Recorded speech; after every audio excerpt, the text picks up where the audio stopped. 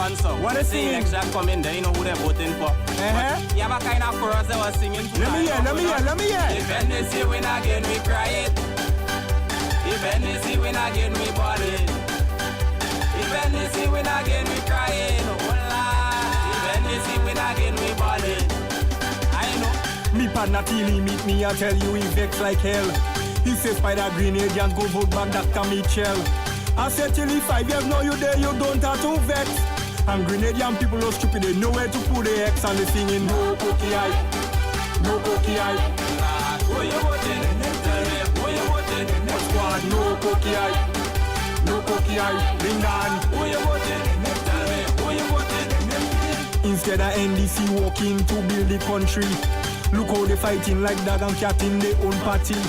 Some NDC supporters say they can't take no more, and they make Tillman get so vexed. Still he fire Joe and they singing no cookie eye, no cookie eye.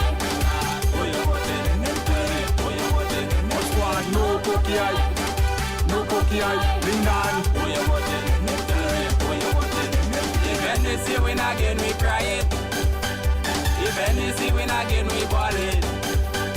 If NDC win again, we cry it. Oh Lord. If NDC win again, we ball it. I know. NDC say a wind of change was coming in the country. Some people was so sad, some was real happy. If you thought Ivan and Emily was the worst thing you see, they say NDC is the worst change to hit the country and they singing no cookie eye, no cookie eye. Who you voting? Tell me who you voting? What squad? No cookie eye, no cookie eye. Bring down. Who you voting? Tell me who you voting? Till he afraid to call it the casino NMP go win. 5 years now they in power and they don't do nothing. Joe don't get ball out already, Uncle Bossing go win. Man we fed up, let the chorus come in. No cookie eye, no cookie eye. Who you voting? Tell me who you voting? What squad? No cookie eye, no cookie eye. Bring down. Who you voting? Tell me who you voting?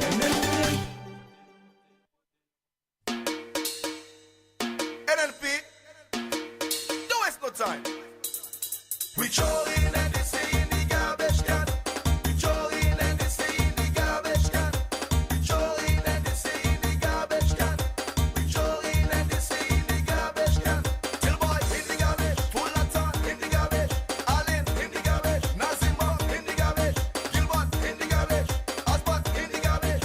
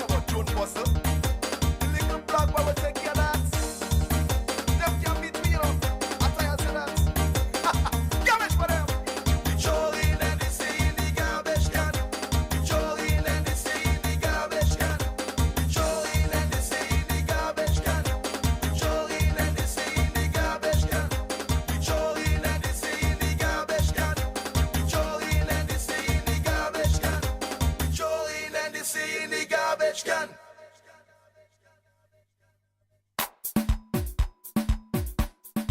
For there is a wind of change, it blowing through the Spice Island. Well,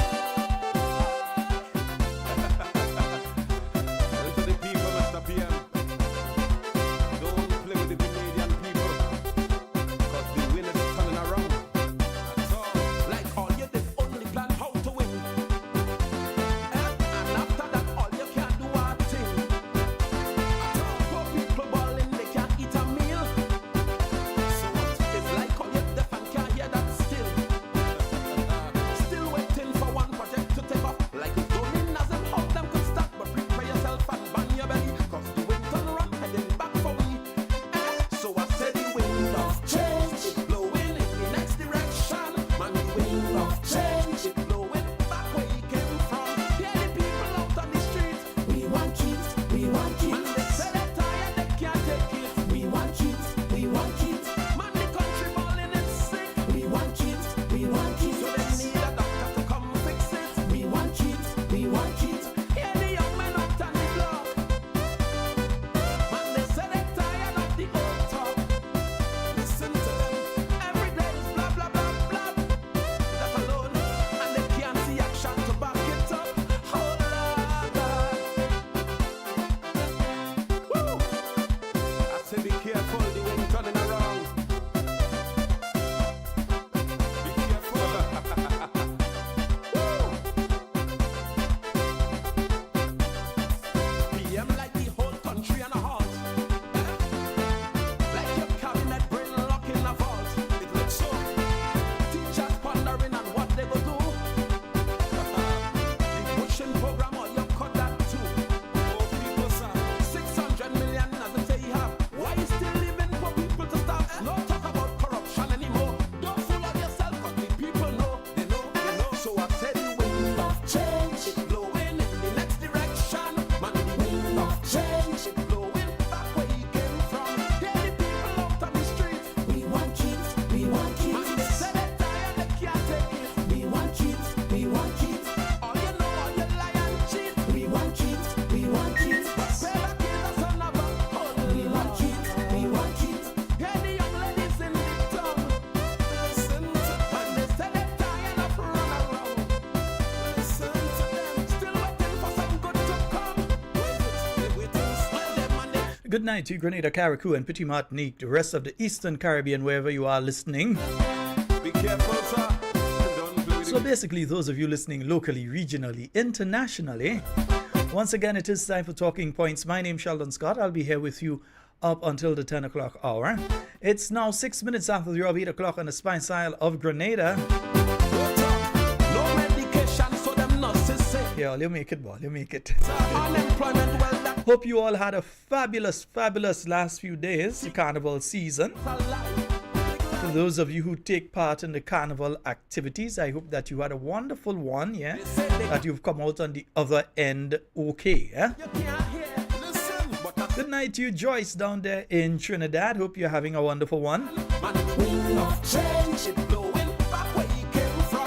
Hear the people out. Those of you joining us on YouTube, let me see Sandra is there, Sandra Joseph, Janice Mitchell, Alban Harris, Deborah Laborde, Claude Abraham, Vanessa Lalji, Bernadette Joseph, Listra Abraham, Kathleen Ledlow, Errol Bonaparte, Ashma Charles, Francis George, Anne-Marie Celestine Grant. Good night to you, my dear. Agnes Henry, Gavin Thomas. Gavin, you give me up, boy. What? Marlon Ferguson, good night to you. Dolores Redhead, Lona Lolo Williams, good night. Adrian Watts, a special good night to you and your lovely wife. Dominic Leroy, Jackie Raymond, Jacinta Livingston, good night. And Carib Spice, good night to you and Patsy Frank. Sherma Jeremiah, good night to you and the lovely Zela. And Teresa Joseph, Jesse Sherry, Phyllis Mitchell, and I see Michelle Alexander, John Stafford, good night. Jacket Man, good night to you, bro. Ruslyn Jones, Osbert James, and I see Good Life, Velma Pascal, Baby Daddy, Yolan Pariag, Maud Martin, Dennis Sandy, Mul Patrick, Clive Raymond, Anna Lois, Red Girl Pascal, Miriam Samuel, Marlene Panchu, Christine Otley, Gillian Noel, Sky, And Night Day Pan, hey, San Francisco. Good night to you. Teresa Harris, Jerome Lewis, Sharon Felix, and Missy Marian James, Antonito. Good night to you, bro. Andrew, Alcy Peters, Alistair Andrews, Robert Edwards, Harrow. Good night to you, man. Harrow in the house, man. House. Lorna Johnson and Andrews. Hey, Zola. It's been a while, Empress. How are you? And Gosville, Julius Bowen. Good night to each and every one of you. And on the Facebook, Papa Jerry. Good night to you, bro. I see Enoch Bain and Salandi, Andre Noel. Glenda Smith, good night to you. Justin Charles and Cleaver Williams, Nelsia Charles, Sherms Houston, Junior George, Veronica Bailey, Laslyn Douglas, Dennis Fabio, Mary Mitchell, Shemi, good night to you and Kera, Laslyn Douglas, Louisa Williams, Sean Batiste, good night, and Yvonne Courtney, Dixie and Victor. What's good? So, Dixie, you good? Leslie James, Dr. Love, how you doing, bro? I see Sissy Celestine, John Henry, Laslyn Douglas, Small Axe, what's up, bro? Sherry Ann, Gillian Maud, Jermaine Lewis, Shona Simpson, Sue Steele, and McLean Mitchell, Teresa Gill, Rachel Mona Alexander, Cynthia Bay. I see you there. Cynthia B, I see you there. And let me see, Francis Pear, good night to you. And Norman Noel, Anna Lewis, Lynn Joseph, Peter Stryker, Errol Bonaparte, John Mark Merrill, I see you there, Olive McKee. Right, watch, everybody on. Everybody on. Let me see if I could touch one day. Let me see if I could touch one. Which one I could touch there? Yeah, let me touch that one.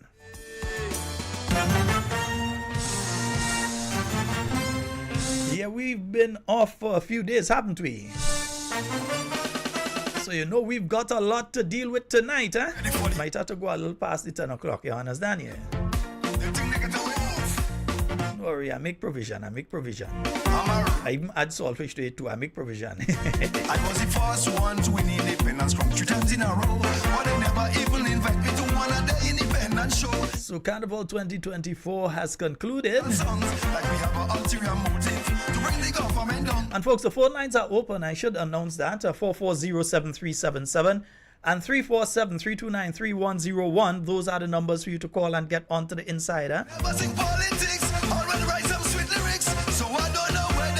Yeah, all this soca, monarch, and the demand. I ain't go nothing this year. Still, man, read. I ain't even go Juve. I ain't go Monday Night Mass. I ain't go a single show activity, nothing. I barely even come in tongue for the carnival, yeah? What is going on? They had their thing well planned to give the shanty man. So they live on Fat Man George. the ground up the Paris sets. So they make a big man wet.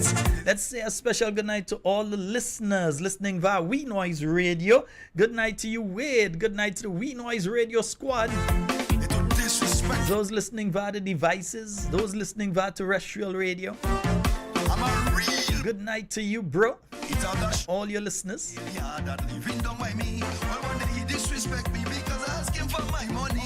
he went up in the ministry when he was in charge of culture. And he gave them strict instruction. Don't give me no for Carifta. Somebody tell Mr. Study for me. Carifta weekend, well, I made the most money. Because when I roll out in me nice clean Toyota, I drop people all over. I collect US dollar.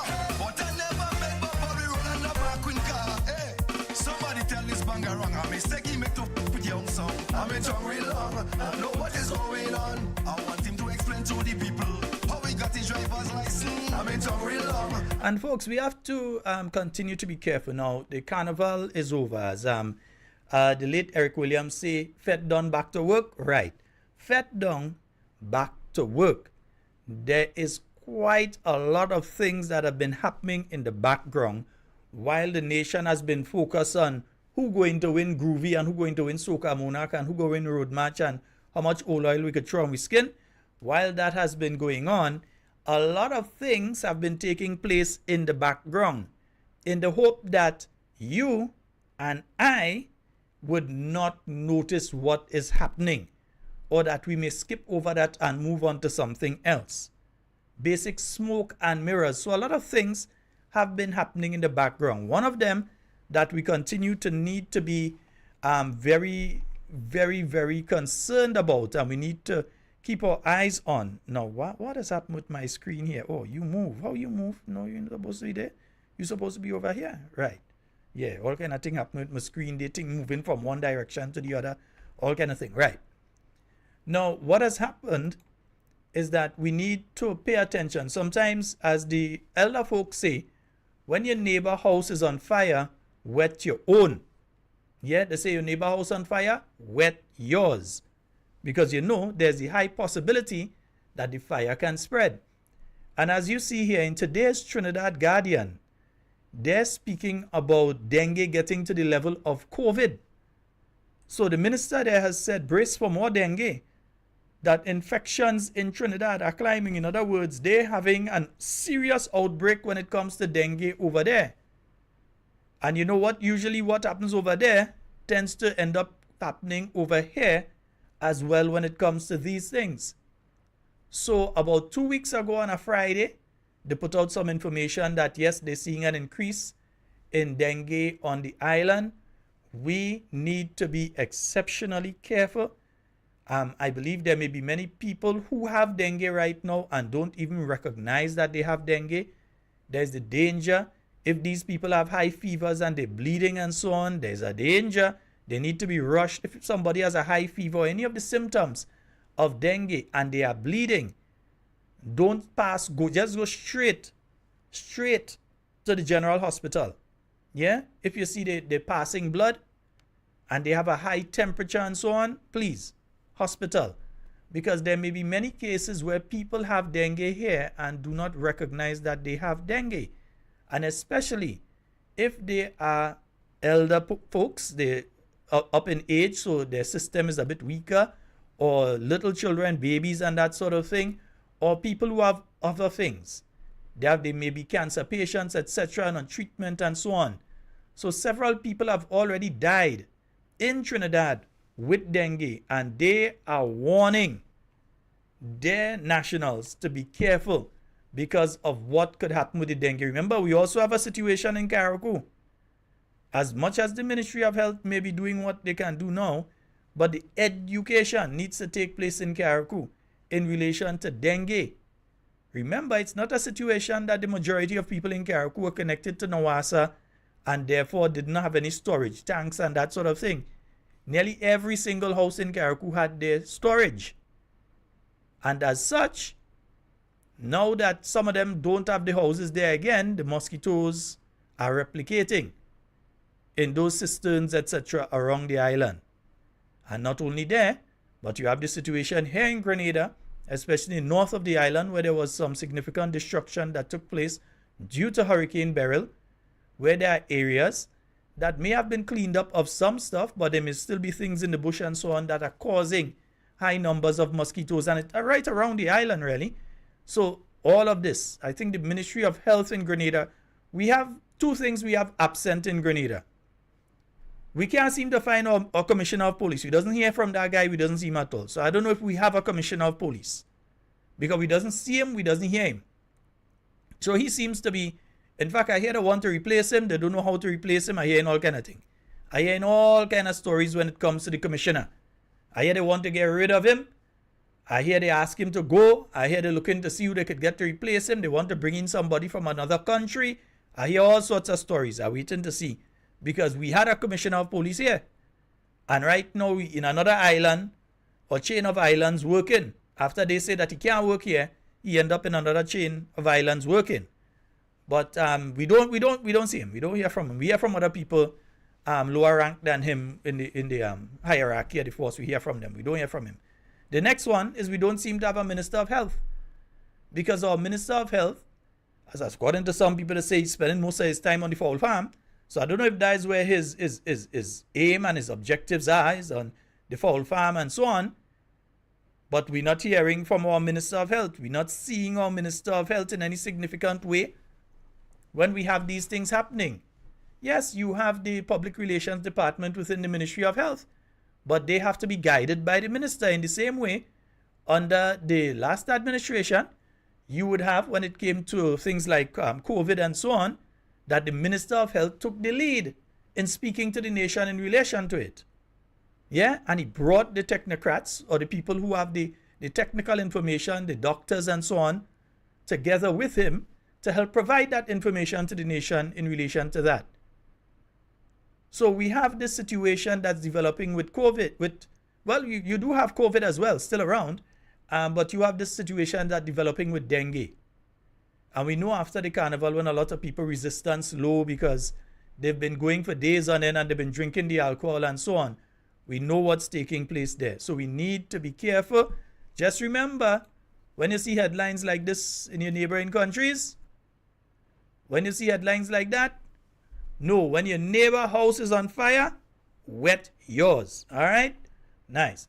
440-7377, 347-329-3101. Also, yeah, we got that information over the weekend. The judgment came in relation to our dear Attorney General put your foot in your mouth. Yeah, why ain't do a press conference on that one and tell the people about that? Yeah, Madam Claudette, tell the public about that one. That you want to come and do a press conference on. Yeah, where you, yes you, have cost the taxpayers of Grenada over $100,000 to your stupidity. Yeah, because you fired somebody who you had no legal basis or ability to fire. You're supposed to be a lawyer. You're the Attorney General, but you come in the Attorney General chambers and apparently you maybe find that person look like there's a NNP. Let me get rid of them. Yeah? So Miss Simon, who was hired and was doing an excellent job, you could not fault the work the lady was doing. Within the Attorney General's chambers, you decided that you will get rid of the lady, but the lady was not appointed by you. She was appointed through the Judicial and Legal Services Committee. And you all come and you all fire. Right now, she has to get what? It's close to $120,000 that she has to be paid. And I'm not sure if that figure is inclusive of the $20,000 that she has to get as damages for the distress and the inconvenience and so on. You all have to pay her salary together with 3% interest on the salary and then 6% interest from every day from the judgment. So they have to find that money and have to pay her now. Because according to the Constitution, she could not have been removed from that position in the way that they tried to remove her from that position. But you see, when you come in and you're bad mind, like our current Attorney General and her cohorts, when you come in and you're bad mind like that, that is what has happened. In fact, in any decent administration, it would have been enough reason for her to either resign or be fired. The head of cabinet, the Prime Minister, should have already asked for her resignation. You know why? Because there are several other similar cases which could end up running this government into over $1 million. And then there are others who were similarly dismissed. And they were dismissed in, let's just say, the wrong fashion. And these people, now seeing this judgment, may decide that they're going to court too. The statute of limitations isn't gone. So these individuals can very well decide that they are going to bring a case against the government of Grenada for wrongful dismissal. So, and the thing is, from what I have been picking up from various sources, the allegation is that the Attorney General was warned. She was told by some of the other legal experts, and even people who are not legal experts but understand the Constitution of Grenada, in particular Section 88 of the Constitution of Grenada, they explained to her that you could not just get the permanent secretary to fire her. That there was a process that had to be followed. The process was not followed. The courts have ruled, and now she has to be paid. 440-7377, 329-3101. Those are the numbers for you to get onto the inside. That will never stop me at all. I'm in town real long. I know what is going on. They had their thing well planned to give the shanty man. So they leave out them bad man. They know they're going to take the ground. Up the Paris sets. So they make a big man wet. They say that we So as I said, in any decent administration, she would have either been fired or you would have asked for resignation. Yeah? But then we don't expect anything from this administration. As I said, any decent administration, we're not describing the President Bunch in office now. Any decent administration, she would have been gone. Because again, a precedent has now been set through this case. They've opened the door that a lot of other people are going to walk through. So you may very well find people walking out with $100 and something thousand, $200 and something $1,000 because of wrongful dismissal by this administration. They did not follow the proper procedure. She was not hired by you in the ministry just so. She has a contract, yes, but she went through the Judicial and Legal Services Committee, was appointed by the Governor General, yet you make permanent secretary writer and tell her she fired. She can't fire her. She can't fire her like that. And you remember, folks, remember, this is a lawyer that do this, eh? This is supposed to be the person that's giving the proper legal advice to the government of Grenada that has made this nonsensical, idiotic, and foolish move. And now is costing the country a significant sum of money. And this is just one. In fact, I know of another case that is before the court. In fact, judgment should come in on that one anytime from now. There's another one that's there. And again, the government is going to lose and have to pay significant sums of money. And there are various other people now who, hearing the story, are saying, wait, for instance, you don't know if the people in Carriacou are going to decide now, hey, let's see what we can get out of the government. We've been sent home. And as a group get together and decide that we're going to get a lawyer, either through the union or whatever, and or by themselves, that they are going to bring a case against the government. Now, no one is saying that a government, when government change and you have people, some people you may decide, no, well, you discontinue their contract or so. Yeah, but there is a proper way to do it. You don't just fire people like what was done in Carriacou. People just, oh, we see you, and there are other people that was doing the same thing, you leave them.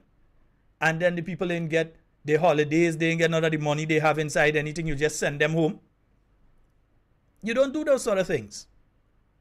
Yeah, there's a proper format in which you follow for this. And even worse is that the person, Miss Simon, through her lawyers, they attempted to settle this without it reaching to this stage. They attempted to settle this, but again, Madam Attorney General and she people, they know all they know.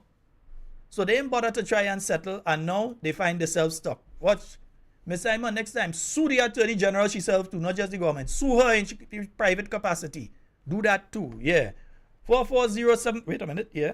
44073777, I've opened the phone lines, folks. It was closed, so I've opened it now. 44073777. Mr. PM, sir. I hope. So, Madam Attorney, when is the press conference for this one? Yeah? When is the press conference for this one? Voice of the When are you going to come to the Grenadian people and speak on this matter? Yeah?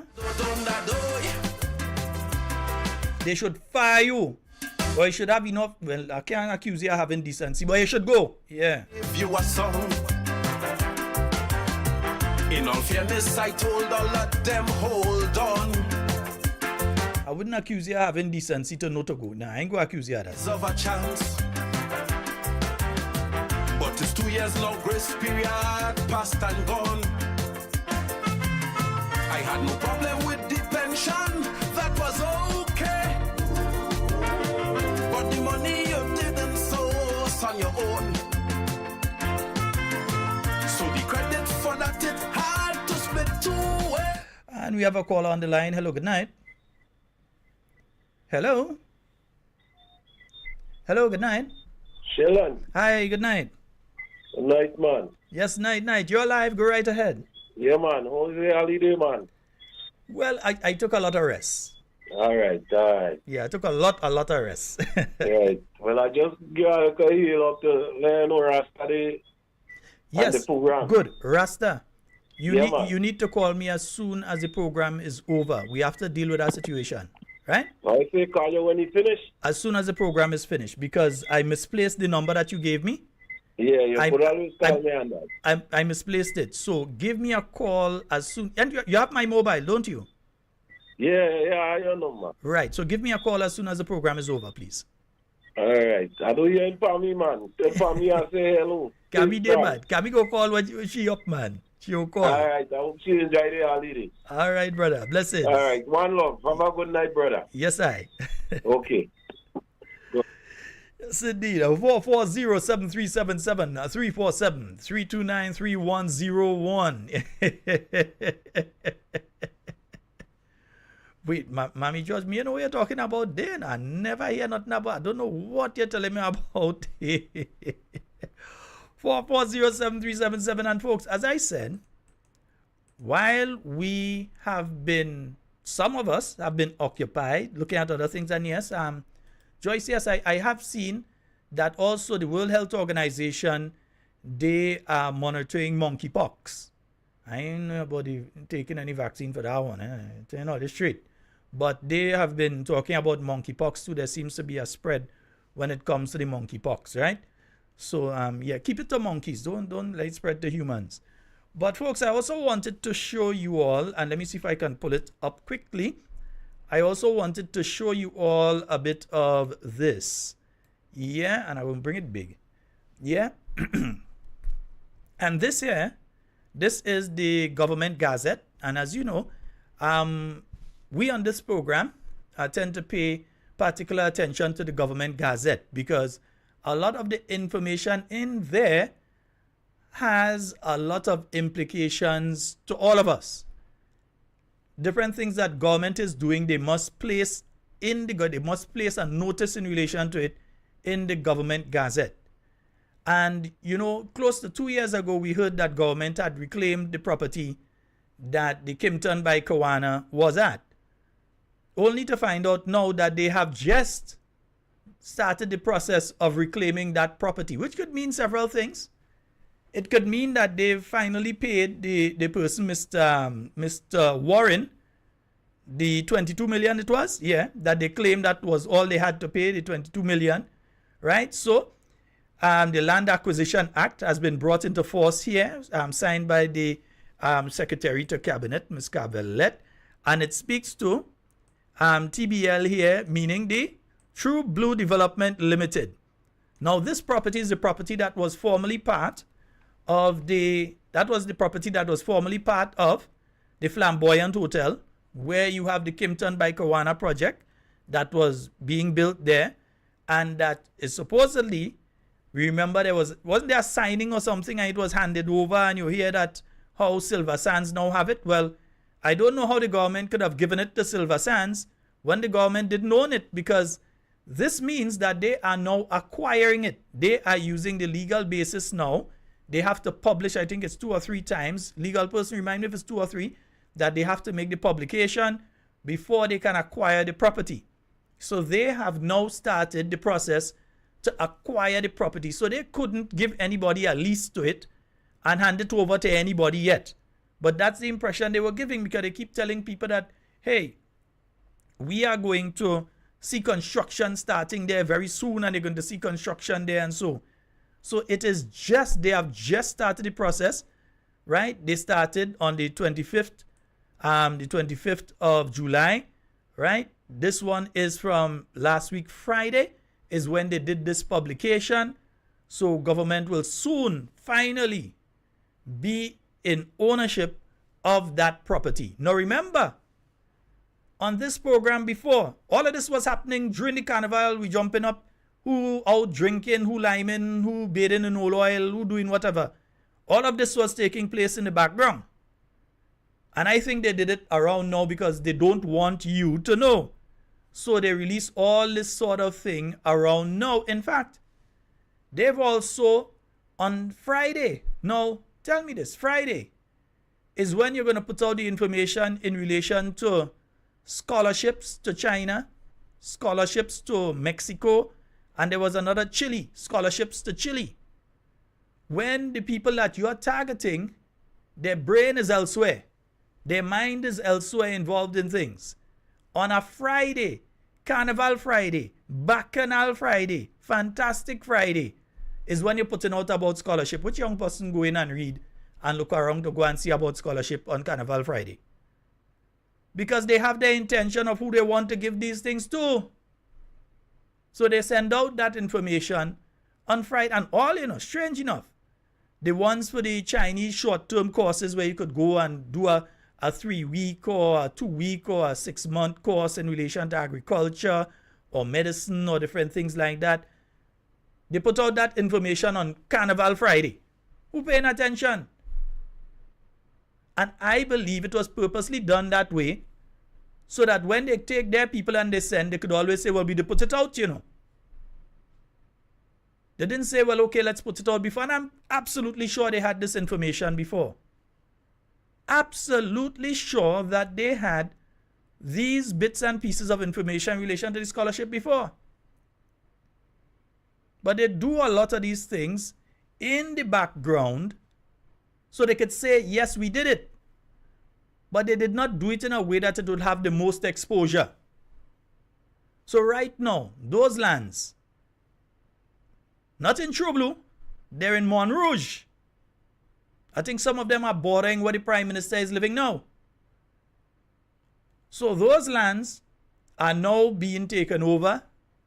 The process, you realize, taking place during the Carnival time. In fact, they did not even publish this Gazette on Friday as they were supposed to.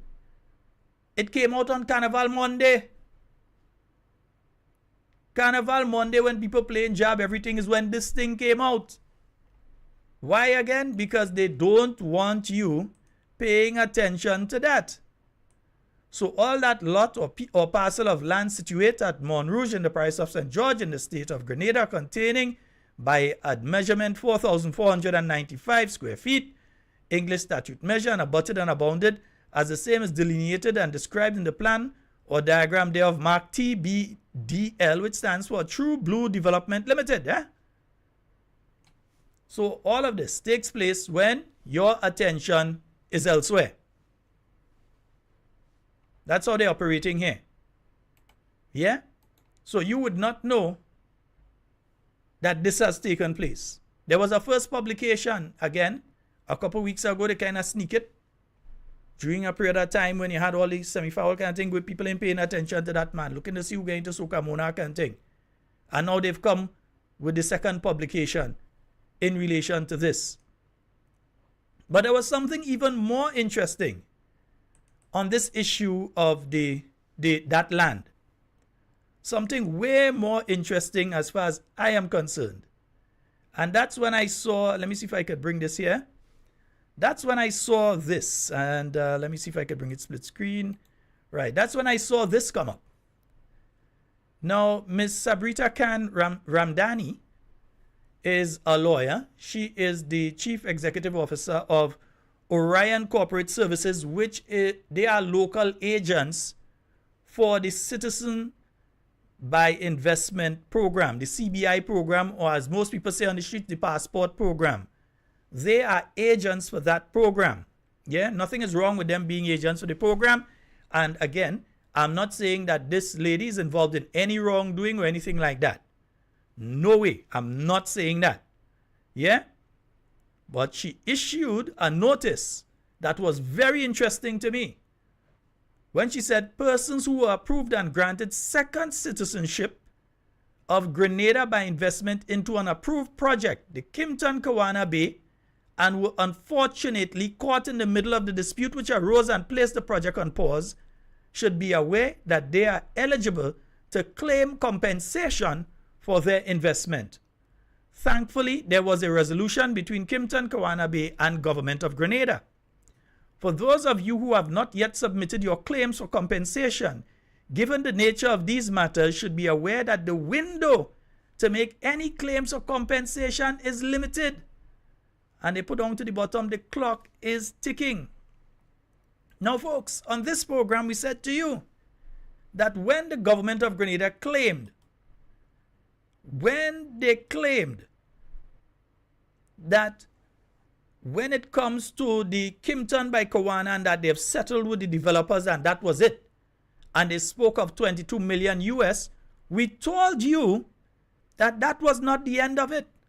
This government likely has to find 56 million more US dollars to pay off these same investors that are being spoken of here. There are over 200 of these people, each of them with investments ranging between 250 and 350,000 US per person. So that's 56 million US that they were not telling you about when they settled this case. They weren't telling you about that. There are two categories of people involved in this. There are the developers, which is Warren and his company and so on, True Blue Development Limited, right? That's the developers. Those are the people who were actually, they had the project. They were afforded the opportunity to sell it, to sell different rooms or shares in the project. And as when they sell a share to a person, the person was able to receive a Grenadian passport. When questioned about it, remember, they said the people would be allowed to keep the passport and so on. Yeah, they are allowed to keep the passport, but you all didn't tell Grenadians that you would have to pay them off too. So now, one of the lawyers who most likely has represented these people is saying to the Grenadian people, not the Grenadian people, they're saying to the, well, now they are Grenadians now because they are now carrying Grenadian passport. They have citizenship. Yeah? So these people now have to be paid by the government of Grenada. They have to be paid. They have to be compensated because it was through no fault of their own what took place with the project. And due to the fact that the government settled, because if the government had done what they should have done and gone through with the case and won the case, as all of us know they would have won the case, but for whatever reason, they decided that they're not going through the case. Had they gone through with the case and won the case, it would have been up to the developers to pay these people, not the government of Grenada, but the government of Grenada take the responsibility now. So they have to pay these these investors. So you have the developers who are the people that was doing the building and so on, and you have the investors who are the people who pay. These are the people that put in the 250,000, the 350,000 US and so. They paid for shares in that project. Now, the government of Grenada has paid the developers 22 million US. And by the looks of it, due to the fact that they are doing this now, and some questions need to be asked. So, Madam Attorney General, we need a press conference. Some questions need to be asked now. So, at this stage, it seems as though they've paid out that 22 million US to the investor. The same investor who you are hearing rumors of funded their election campaign.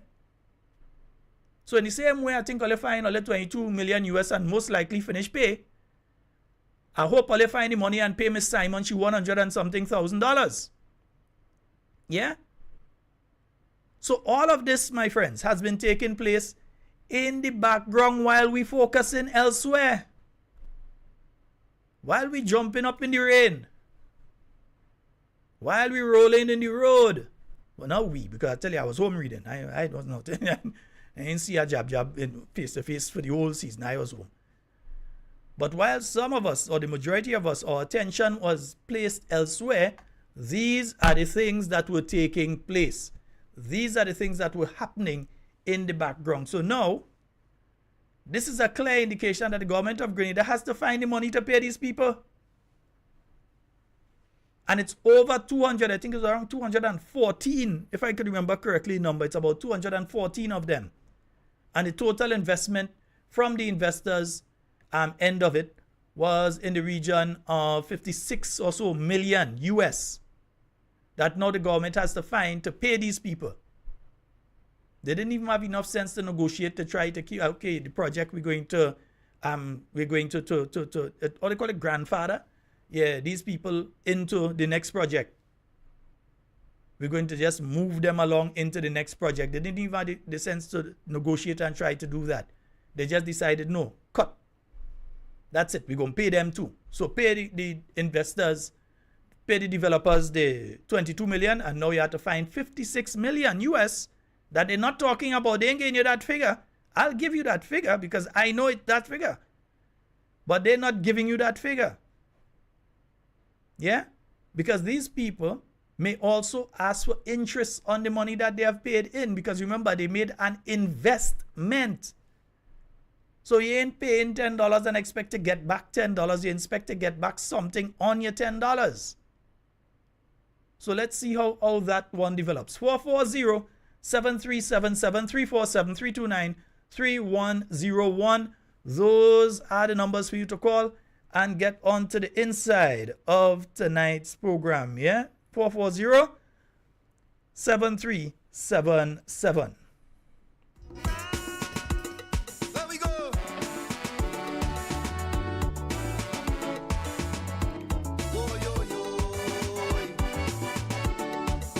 I didn't find the play job this year. I didn't find the PM play job this year. I see the showing picture from 2022 when he played job. Mr. PM, you're afraid to play job this year? And that's something I need to speak about as well. Huh? Folks, I find it to be a troubling development, some of the things that took place during the carnival season. Again, I can't do a post-mortem of carnival because, as I've said to you, I didn't go to anything. So I can't say show was big or show was small. I can't say crowd was big or crowd was small. I can't say show was nice or wasn't nice. I didn't go. And quite frankly, I didn't even pay attention to most. Up to now, I didn't pay attention to Soca Monarch Queen show, anything. I was busy reading. I was doing something else, so I was reading. Now, one of the videos that I saw yesterday was a bit troubling. A certain level of respect needs to be offered to the men and women of the Royal Grenada Police Force. When you see, some people find it comical. I tend to think it's a signal of things to come. When you could have a police van and a bunch of jab could just jump on it and shake in the police van going down. Nah. No. We have to have a certain level of respect. Yes. You drink your alcohol, you enjoy your carnival, all kind of thing. Right? But you see, when it comes to that, it shows a certain lack of respect that's creeping in for the Royal Grenada Police Force, and that's dangerous. Because if it continues along that trend, that people feel you could just do that to the police vehicle or do this to the police and different things like that, if that trend is allowed to develop and continue, what we're laughing at right now, we're going to cry about in the future. I'm warning you all, you know. You're watching it now and you're laughing. But in a few years from now, if that mentality is allowed to continue, you're going to be crying about it in a few years from now. We cannot allow that sort of mentality to continue. Yeah, I'm not saying that the police needed to beat them or thing, but it shows that there is no longer that level of respect for the men and women of the Royal Grenada Police Force. And that's a slippery slope for the country to be going down. It's a dangerous alley for you to start going down. There are several other things that took place there. And I mean, I didn't want to get into that one tonight, but you have a shooting taking place in Juve. Thank goodness the men and women of the Royal Grenada Police Force, they moved quite quickly and they were able to apprehend the suspect. But, I mean, in the middle of Juve, you just see somebody. Well, I don't know the situation. I don't know if they just see the person, if they had an altercation with the person there, or they had an altercation before. I was no witness. I wasn't there. I was not a witness and I wasn't there. But you draw a firearm, illegal one at that, and start a fire shot in a crowd of people. It had children there, it had elderly people there, it had all different people that you just draw a firearm and start a fire shot. It shows a type of mentality. And we have to start rooting that out. If you allow it to take root, you're going to end up in problems. But then again, when you don't even see your commissioner, so the leadership, from the leadership, and then you're hearing of little tussle within the force itself. That this one, and you're seeing it, that they are denying people and you, people who are at certain position and so, just due to nothing more than politics, not due to their ability, not due to their competency, not due to their body of work, simply due to either who they married to or who they're friends with, or who they're related to, they're not being given the opportunity to rise to the particular rank that they should be within the Royal Grenada Police Force, because a lot of politics playing inside there. While they wait on the pay and grade, a lot of politics is playing within the Royal Grenada Police Force. So while that is taking place, people are losing respect for the Royal Grenada. You can't have that happening. And nothing is being done to address this sort of situation. Nothing is being done to do it. This is absolute, for want of a better word, madness. Some sort of specific strategy in relation to the Royal Grenada Police Force needs to take place. And the Prime Minister needs, first of all, to fire the advisor in the Ministry of National Security. And then he also needs to fire the Minister of National Security. He needs to fire both of them. They need to go. The Minister of National Security needs to go. And the advisor who advising the Minister of National Security, they need to go too. So some sort of adjustment within the ranks of the Royal Grenada Police Force needs to take place. And folks, I think we have a caller. Let's go to the phone line. Hello, good evening. Hello. Oops. Hello. Hello? Hi, yes, good evening. You're there. Go Good right ahead. Please, something breaking up. I don't know if it's on my end or on your end. But you're clear now. Go right ahead. Okay. Yeah, I want to endorse what you know, City. Yeah, I saw the video as well. And I see that as no respect to the law enforcement. And we take this thing for granted. Right? These people are there to protect and serve. But Sheldon, let us take a deeper sea diving. When you hear your MPs disrespecting the Royal Grenada Police Force, you could pause them. When they're stopping you to do a road trip, you could fling your hand to them and move, pause them and fling your hand to them, and you could do all sorts of things in the public. Right? Take your hand, take your hand and just take this and your police that you don't care. Letting the crowd pause and all that kind of thing. So if MPs who hold in high position could do that, what to expect for the ordinary man to do? No example to the ordinary man. You send bad message to the ordinary people to disrespect to the Royal Grenada Police Force. I was coming up from St. George's today, and I think the police from Guav, who were attached from the Guav, the apartment, they were doing a road check, and one of the lady was saying, hey, what do you them? What do them? And kind of thing. I also turn around and talk to her and tell her, look, the police is doing their job, because it will have people who don't have license, who don't have insurance, and they just reckless on you, and they could damage somebody's vehicle or bounce down somebody and do some kind of craziness. So therefore, the police is doing their job, and they're getting paid at the end of the month, just as how you come out and do your job and getting paid at the end of the month or at the end of the fortnight, whenever you're getting paid. So the police is protecting and serve. And I think we need to pay more respect to the police. And I think the people in authority, the MPs, need to show police some more respect.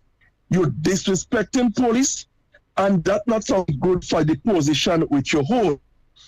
Yeah? Because when you're doing that, as I said, what example to the ordinary man on the street to disrespect it? Sheldon, last time I did call, and I was taken for the MP for St. John's because I didn't look at the video before. But then when I look at the video after the program was finished, I want to take back my statement, and I want to say that was deliberately done. So just as how I say publicly, just as how I try to different and say she could maybe a slip of the tongue, I'm taking back that statement. It is not a slip of the tongue. It is something deliberately done. All right, sir. I think my phone is hot because I'm getting some kind of feedback. No problem. No, I'm getting it Anyway, inside here too. All right. Thank you so very much, brother. 4407377. What the customer there? Yeah, nah. I mean, yeah, so what? I know if I had to cuss, I know where to cuss. I ain't cussing on no stage in front of all these people with the children and all that. You're sitting with your partners and in between, all again each other talk. That is one thing, but them can't. No. Madness. 440-7377 347-329-3101. We've got a call online. Hello, good night. Yes, Sheldon, how are you doing, sir? Hey, I'm quite fine, Pastor. How are you? Yeah, Pastor is here, man. Yes, sir. Now, Sheldon, the Prime Minister, are you hearing me clearly, sir? Very clearly. You go right ahead. Prime Minister Deacon Mitchell, the Prime Minister of Grenada, Carriacou, and Pidimatnik, we cannot get away from that. Under the portfolio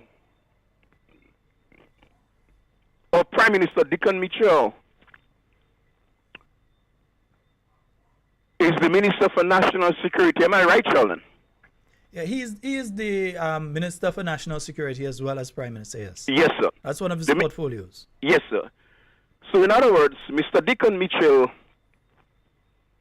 is responsible for all form of security in Grenada. Am I right, sir? He holds ultimate responsibility as the minister with that responsibility. Yeah. Wonderful.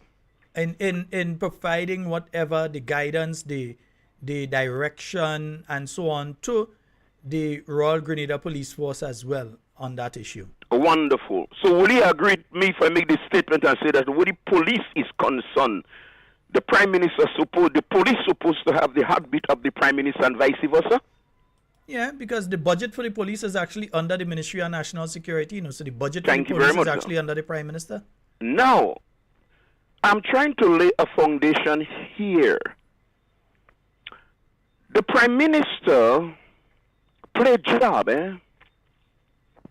The Prime Minister of Grenada played job. Mr. Prime Minister, I beg to differ. While I respect that you played job, but I do believe that you should have some form of respect for the office of the Prime Minister in which you hold, and do not go down so low. And you had at least about 8 to 9 security and in the midst of the job.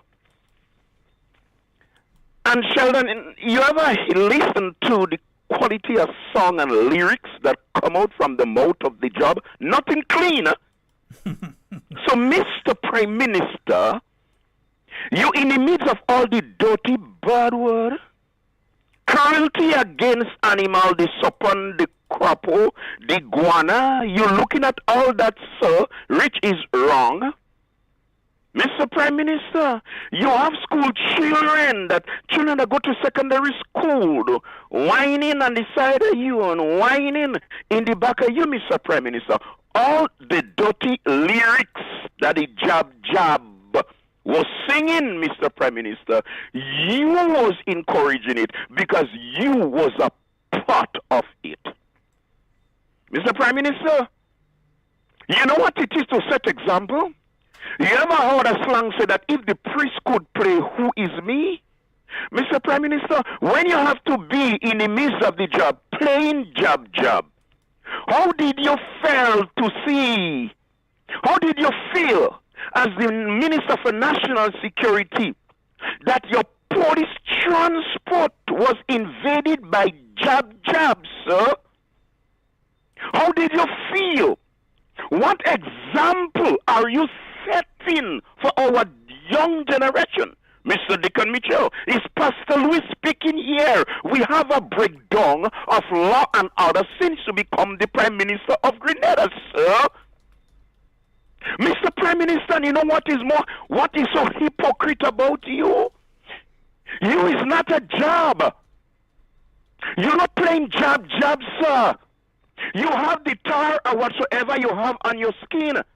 And you could see this thing is not for you. You feel uncomfortable with it. But you know the reason why you do it? To gain popularity? That makes you a hypocrite. How do you expect that when you play jab and you're in midst and look what the jab doing to the police and they singing song about the police? Anti-song and use the Prime Minister? Let me tell you something, Mr. Prime Minister. This is Pastor Louis speaking here. Stop your stupidness in the name of Jesus. Sheldon, have a good night. All right. Thank you very much, Pastor. And folks, I think someone just sent me a picture of the Prime Minister. Let me just let you all know it. The Prime Minister can't go and walk in no job. We don't want to see him. That picture is from 2022, when you see you walking with the security and thing and he need. That is from 2022. Can't go and walk in between people. Nobody want to see. 440-7377 347-329-3101. Yeah, the put out the picture again. Come on, just go back to 2022. Look at this thing. You will see the same picture. It's the same picture with the same fellas in the same clothes. Yeah, walking around the same areas. That is not this year. 440-7377 347-329-3101. Those are the numbers for you to call and get onto the inside. I just hope people don't get up, but every point that Pastor made is correct, yeah. Right? 440-7377-347-329-3101. Those are the numbers for you to call and get onto the inside of tonight's program. We've got a call online. Hello, good night. Hello, good night. Hi, good night. Hi, good night, caller. You're live. Go right ahead. How are you doing, sir? I'm quite fine. You could go right ahead. Okay. This is the first time I'm calling your program. I'm always listening from another. No problem. But not too happy with the pastor's comment. Mm-hmm. I think even though the Prime Minister, he is the Prime Minister, I think he has a right still to be a citizen and enjoy himself, number one. I doesn't see a problem with it. I still think he has a right to enjoy his personal life, even though he has a public-private life. I don't really see a problem with it. So I think we should just move on from these petty behaviors, because at the end of the day, he's human, yeah? That's my take. All right. Thank you very much. Bye. All right. Now, different people have different perspectives in relation to that. Now, you have to understand that there is a segment of the society that do not partake in carnival. They do not partake in carnival. They don't believe in carnival. They don't go around it and so on. And for them, seeing the Prime Minister involved, although again, let me repeat, the photographs that are circulating are not from this year. Those photographs are from the year 2022.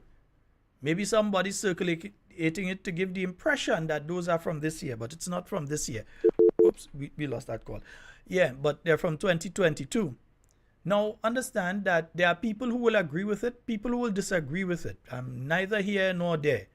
But for the religious community in Grenada, they find it atrocious that the person who is heading the country would do that. That they have a right to have their view in relation to it.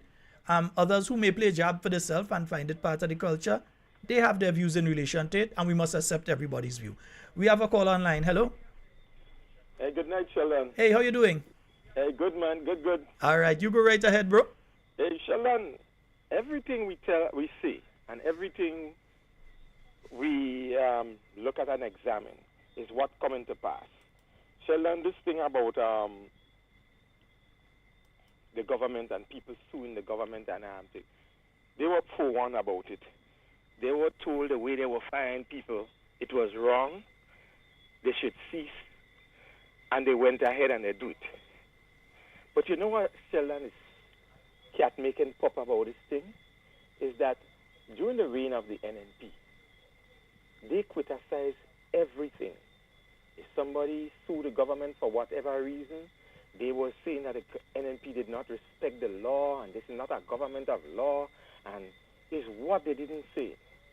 And no, they not even spent a good 2.5 years, and they're already being sued and have to compensate people. And here, one of the first price on the ticket, it's over $100 and something thousand already. And that's just first person. And there are so many other people already who sued them for what they did to them. And there were people who claiming to be Sheldon,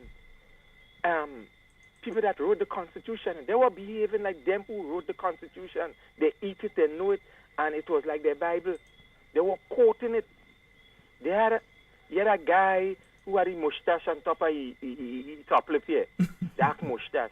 He used to advise them, and he used to be everything. He was so constitutionally this and that and the other. Only to see now, these people going down a road, and a road NNP did not choose to go down. A road NNP, you cannot even point your little finger at NNP at. NNP had their flaws. They made their mistakes. But just imagine a government who saw another government made mistakes, and you come in less than 2.5 years, make mistakes even more than what that government before had did, which you promised the people that these things will come to an end. There will be no more discrimination, and people would not be fired from the job. People would be feeling secure and all kind of things. We're seeing today that people have to turn and sue that administration. Sheldon, don't joke with that little woman. She's very arrogant. I had a personal, encounter with that woman already. And I saw the arrogance from that woman. And I said to them, I said, this woman will be a very arrogant woman. And I said to her, just imagine you're not in power. And look at your behavior. Look at your behavior. When I see, she said to a certain man, she said, anything I do wrong, I'll make it right.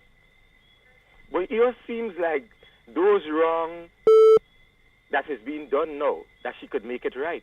Because they forget there is a court, and people could take them to court. And the court will give justice. And especially when the case is dealing with the Constitution. And I am happy to know that people begin to take them to court, and I'm happy to know that people winning. And I'm encouraging people who feel this sort of injustice to please take your matter to court. Get justice from the court. Because Sheldon, this a lot of people's lives. It embarrassed a lot of people. It wrecked a lot of people's lives. It was an insult to people. It made them feel as second-class citizens. In fact, it made them feel like an old dog. But, let me say something to you, bro. You know what's the most dangerous part of this thing? Is that this is not an average worker that was in, let's say, another government department. Also, this is a person with serious legal training. Serious legal training within the office of the Attorney General. In other words, they were within the office when people sue government. They were within that office that does defend against those cases. And that is the person that you go and dismiss wrongfully. You don't expect that this is what's going to happen. The person is not an idiot. Sheldon, when you sue Miss Simon out of everybody, you go and say, can go and sue. Sheldon, as they say, jab don't care. That's a jab move. That's a jab move. They don't care. Sheldon, these people don't really love Grenada. These people love power and the opportunity to be in power. These people don't really love Grenada. And anybody they feel is a threat to that power, they'll get rid of you. And anyhow they get rid of you, they get rid of you. Even the Prime Minister himself had said, let them sue, or they could take the matter to court. You remember the Carriacou incident? Yeah. But remember again, the same Attorney General is the one that was saying that what was done in Carriacou is correct. What was done in Carriacou is right. She was wrong then, and she's wrong now. And she's costing the government significant amounts of money through her incompetence. She should be fired. Youthful, Sheldon, youthful arrogance. That's what it is. Youthful? Wait, hold on. We're talking about the Attorney General here. Who you calling youth there? Well, they just claim to be youth. So it's youthful arrogance. But them need to go and sit on the bamboo bench and wait for the grandchildren to come home. How are you? Sheldon, I have seen the level of arrogance coming from that woman already. And I'm telling you, that is a kind of arrogant person. Even when they're wrong, they don't say, I am sorry. I remember when the man from housing saying to that lady, look, what you're doing here is wrong. I don't have the authority to take it down, but you does not have the authority to put it up. What you're doing is wrong. And she looked at him in his eyes while he trembling and sweating and said to him, anything I do here today, wrong, I'll make it right. Then I had to say, Sheldon, Mama, you're putting the cart before the horse. Because how could you do something wrong and then after make it right? You're not even in power, and you're telling the man that, have him trembling. And I could have seen the fear from that walker when he looked at that lady and the way she speak to him with such a authority that have that man trembling. When the man simply said to her, look, what you're doing here is wrong. You doesn't have the right to do this. And she said to him, look, anything I do here, any mistake, anything I do, I could make it right. So, Sheldon, we are dealing with somebody who's going to put Grenada in deep, deep trouble. And not only for this administration, because this thing might hang over to the new administration when it come in the next, how much years, 2 years, 3 years to come. Hopefully less than that. They're going to put the Grenada administration in a lot of hot water because of their arrogance. Yes, and it just seems like there is anybody inside it to correct them. And the people before who used to always calling wolf, wolf, wolf, they know that they don't call in wolf, they don't call in fox, they don't call in lion, they don't call in nothing. No, they just their mouth sealed. I don't know why. All it's those called who used to balling. talk about human rights. It's called balling with your mouth closed, brother. All those who used to talk about human rights, they are no longer there, shouting out violation of human rights and nothing. All they did, their mouth closed, and whatsoever this administration do to them is a big smile. Sheldon, we had to pray for and we had to pray that, the hand of God hold back. Because I'm telling you, we out for real trouble. And, our water will be real dirty.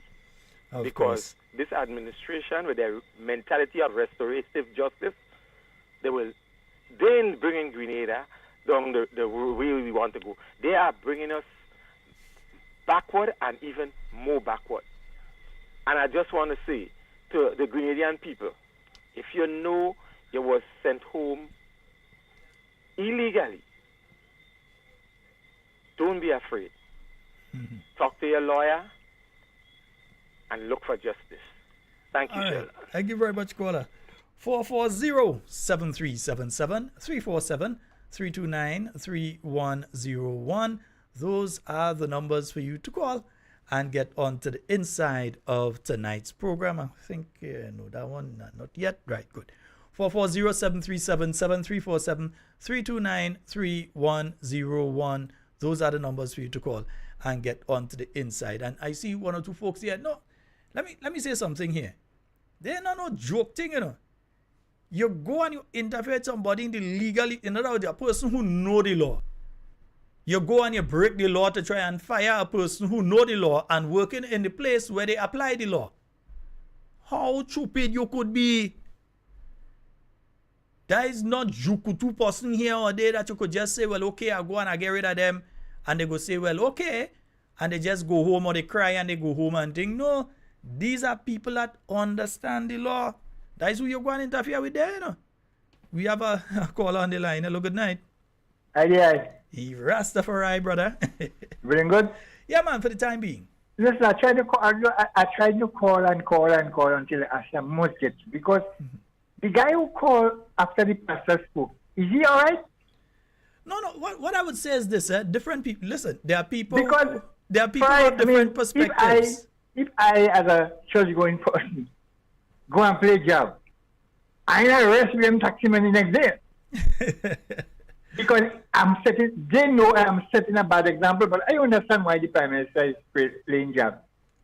Is that in his campaign, he was calling down evil over this country when he was calling down on Maurice Bishop's spirit. Because, all right, the word of God tells us when a man dead, his thoughts perish. He has nothing to do with his planet Earth again.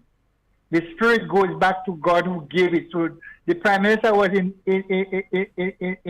in deception, calling down evil over Grenada, and that is why we had those string of crime upon crime after he took office.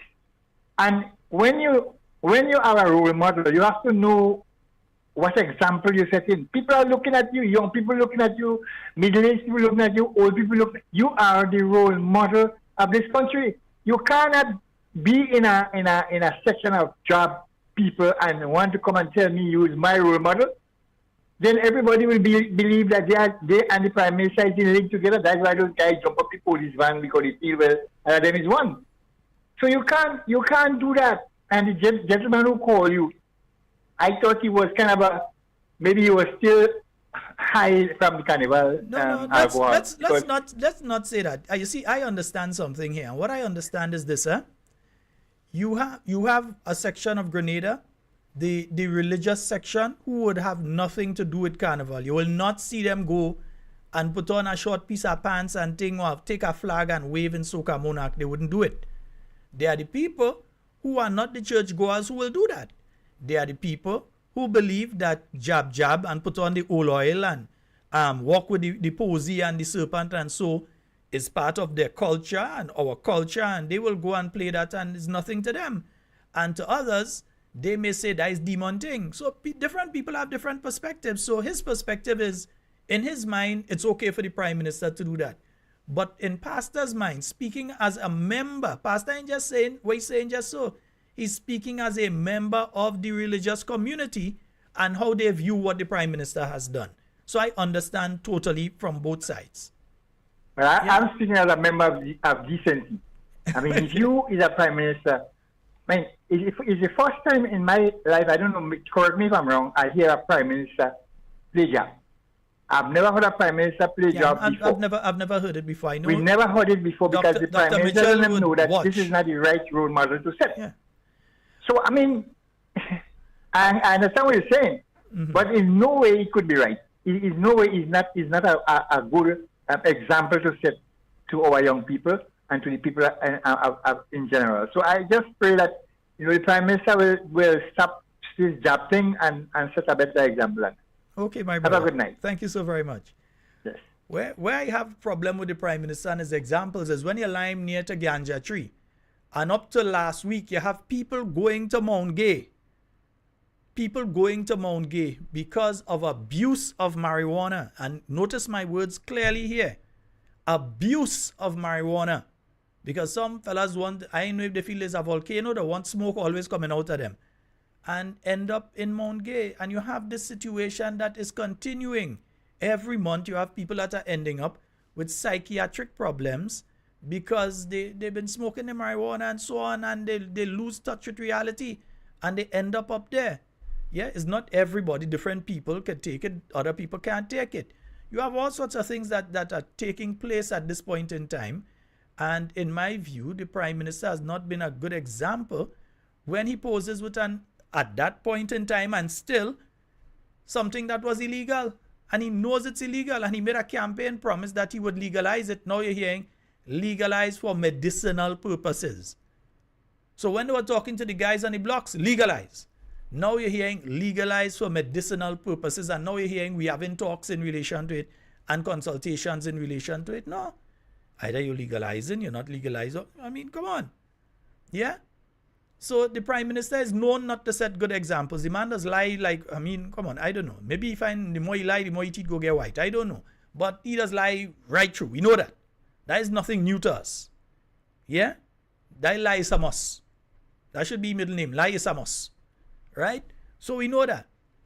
But there's the issue that has come up there as well. And it speaks to the disrespect of the Royal Grenada Police Force. And there are some other things I'm hearing. They are going to come to them in a short while. We have a caller on the line. Let me go to the phone lines first. Hello, good night.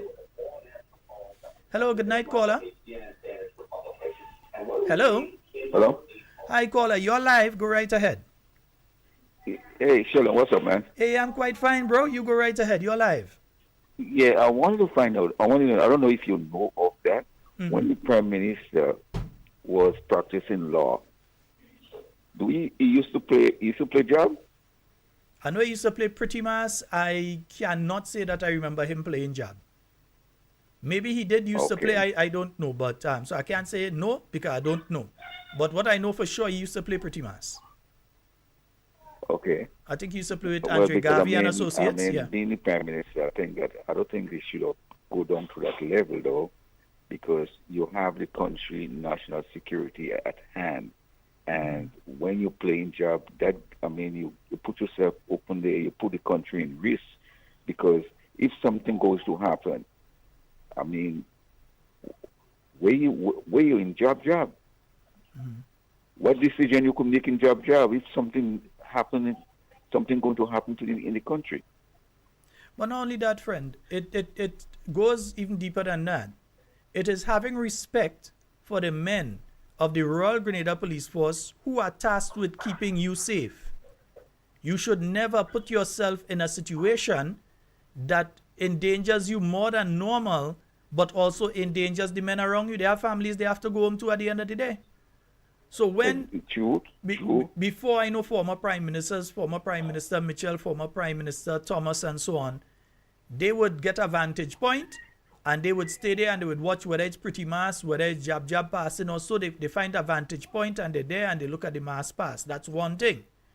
But when you actively take part, you are not only endangering yourself, you have other lives that are attached to you. Men that basically have to take whatever it is coming towards you for you. So you are actually not respecting them. You're endangering them. And I don't think that's another form of disrespect to the police. When an MP, so let me use an example. There was a situation where the police went to turn off the music in St. John. And the allegation is when the senior police officer went to the DJ and said that they have to turn off at midnight, the MP just flippantly look at the inspector, and that's the allegation, flippantly look at the inspector and say, we finish in 1 o'clock, and turn her back on him. So you understand what's going on there. It's like, you don't have a say in this as the MP, so if I say 1 o'clock is 1 o'clock, and if I decide we're going to 2, we're going to 2. You don't operate that way. I could use an example.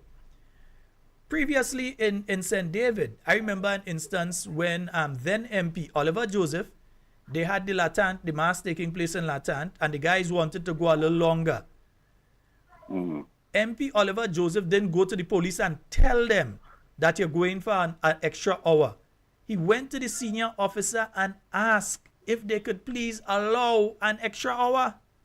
You don't go and tell the police. The police know why they say cut off at that time, what they're looking at, the security aspects, and so they know what they're looking at. So you don't go to them and tell them that, hey, we're going for an extra hour. You go to them and you ask them. You're dealing with human beings. It's people too. Right, that's true. Yeah. The situation is something I think, when you see this young group of people get into power, their head gets swell-headed. So they feel, well, look, no, I'm in power, I could do anything. Police can't do me nothing. Nobody could do me nothing. In other words, I am the law. Above the law. Not there is the law. There is above the law. I think that's what some people think. Because the situation is the police is to protect, to serve and to protect. And if a minister could disrespect the police in that form, that's tell you a lot. That will tell you a lot. And a real police officer should have arrested him. A real police officer. Don't take in all the, because the police officer, they know the law. Regardless if you minister or not, if you broke the law, their job is to arrest you. Their job is to arrest you. So whether it's cussing on stage or liming with me, doesn't do it, they're going to be arresting them. So what makes you different from them, and you break the law too? They should be arrested. This guy who is the minister in Carriacou, whatever, and disrespecting the police in all kind of way, calling them the lazy, the this, the that, and all that kind of stuff. Man, bro, if he'd just tell them the lazy is one thing, but there was several expletives used along with that. These set are so Yeah, I and know. so lazy police they sent up from Grenada and that kind of thing. Calling them lazy was bad enough, but he put in a set of expletives, cussing up different senior police officers in Carriacou and so on. You have government ministers here who, when being stopped in roadblock, does just fling their hand at the police and drive off. It's all kind of things taking place, you know. Yeah, that just is treat the police breaking the as moral anybody. of the police. You Trust can't do me. that. And that is why a group of jab could feel comfortable to jump on the police van. They could feel comfortable to do that because they're getting that directive from the leadership of the country that, hey, anything goes, we could go ahead and do that. The prime minister take the prime minister take the office of the prime minister as a puppy show. He ain't take it serious. He don't take this office serious because if he take it office serious, he wouldn't do the things that he's doing. Trust me. This is how I see it. He don't take the office of the prime minister serious. He don't take it serious at all. In other words, to me, when I look at it, like he try a thing and he didn't expect it to win. But winning an election, that is not governing our country. It's a thing he tried and he win. So now, right now with him, you know, the office of the prime minister, he didn't expect that to happen to him. So he's still in this kind of way still. But anyway, this is the situation I see it, man. I mean, it's a shame to see a prime minister who is leading a country acting in this kind of way. It's time for the country for good citizens to take the country back. All right, my brother. This country going on a slippery slope. Of course. Thank you so very much, my friend. All right. All right, thank you. Yes, indeed. 440-737-7347-329-3101. Those are the numbers for you to call and get onto the inside of tonight's program. Let me see now. A few minutes. Let me take this call first. Hello, good night. Yeah, good night, boy. Hey, good night. How are you? Tonight, I've been listening quite attentively concerning the jab and such, and the prime minister and that sort of thing. My 2 pence on this is I believe in what the scriptures say. Many people are saying all kind of thing about the NNP and this and that, and they're crying out. Pastor Simon and many people. Okay. Even then we saw that a lot of things they were saying were lies. But God decided for some reason, okay, I'm going to give the NDC a chance because government is not chosen by just the people, it's by God. God gave them a chance.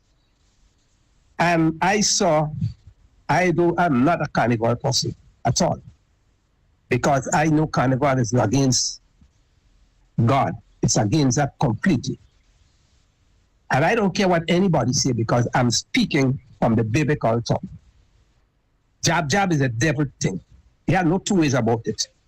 I get a lot of problem with people saying that Grenada is a jab nation. Grenada is not a jab nation. Grenada is a Christian nation. And that's what we were supposed to be anyway.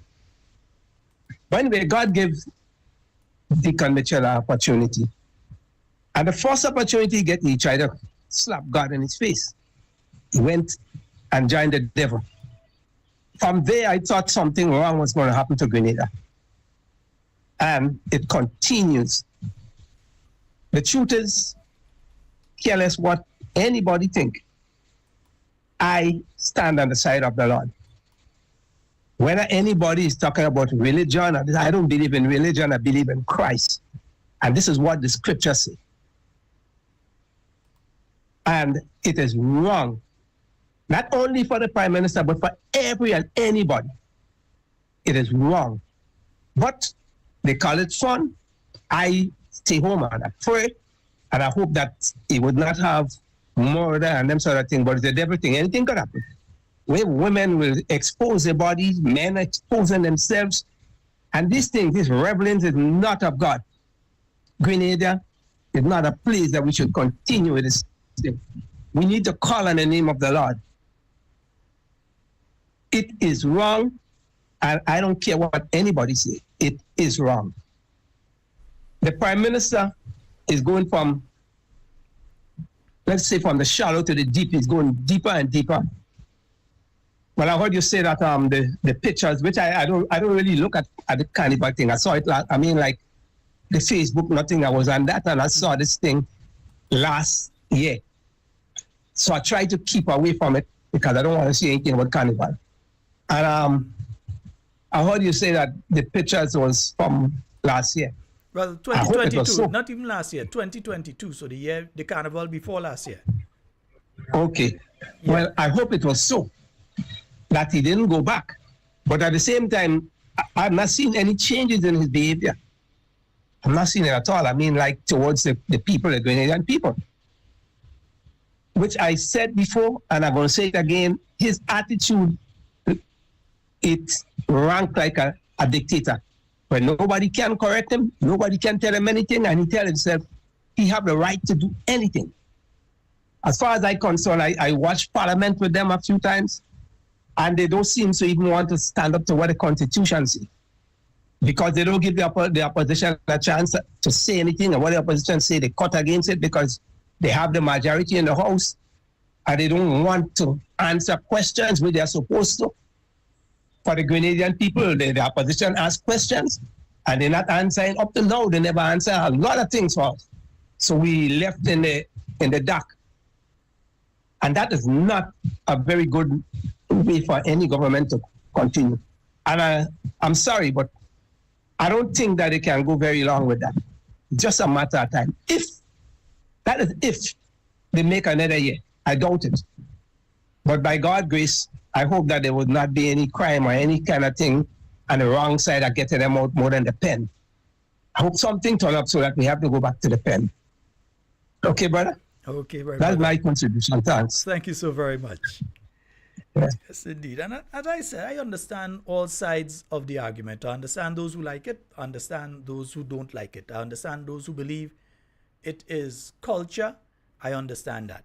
For those who have the religious view of carnival and all of that, I understand that as well. So I understand all different aspects of it. And I'm not saying anybody's wrong. I'm not saying anybody's right. I'm saying I understand.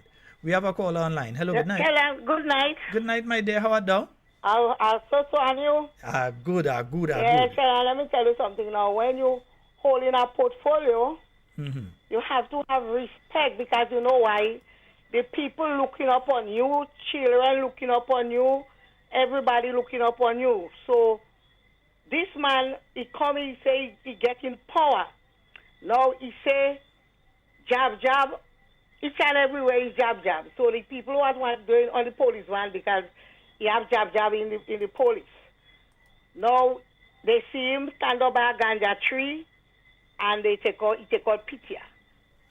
Where in my area where I live, when I pass in, I see him ganja tree in front people veranda like flowers. Oh, Christmas tree. And I never used to see that. Christmas tree, no? Tell you have how much Prime Minister would come to Grenada. Blaze, all Prime Minister would come in Grenada. Sheldon, I never see these people and them take out a picture by a ganja tree. I never hear them people say he had jab in Parliament, he have jab anyway. I never hear no Prime Minister say how people beggy, hungry mouth, they could buy you. I never seen no Prime Minister in Grenada doing it right now. Since this man come in government, I never hear this man call God's name. But the people say he is baby Jesus. So when you're doing this wrong thing, now you're worshiping a dead man. I never see no Prime Minister in my eyes in Grenada worship no dead man. When you're dead, you're dead. So I don't say be for Maurice Bishop to guide Grenada and look upon us, but I know Maurice Bishop's spirit don't they in me. But when you look at this man, he's a crazy man, because Maurice Bishop spirit is in him. And that man don't doing like no prime minister. When this man played jab, I was watching the brown skin policeman. He was scornful, like he didn't want nothing to rush him. In this policeman mind, he was saying, well, what trouble he put himself in. And never see no prime minister play jab. Only this prime minister see playing bab. When I used to play the little Monday night match, that Saki Pichel used to be in corner, he making sure he day in a corner watching his mass, watching a sweet mass. Now, if you used to play jab when you didn't hold in a portfolio, that was fine. You play your jab. As I heard a man saying tonight, he is a human being. Yes, he is a human being. But you have a portfolio now where the youth start to look upon you. You have children, when they saw this man taking out a picture like he was a gangster with a bad shot, he dark eyes. You have children what used to ask their grandparents if they could take out a picture because they see the prime minister taking out pictures. Look, all when you pass somewhere around the place now, I was passing, I had a dark eyes in my eyes. When I reach close, I see a tree. But in the dark eyes, I find a scene like it's a marijuana tree. So I take out the dark eyes and I go peeping. A marijuana tree tied up on a veranda right around the road. And they tie it with a fan belt.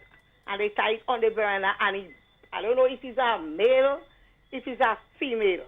But right around, everybody could pass. If police pass, they see it. All who passing could see.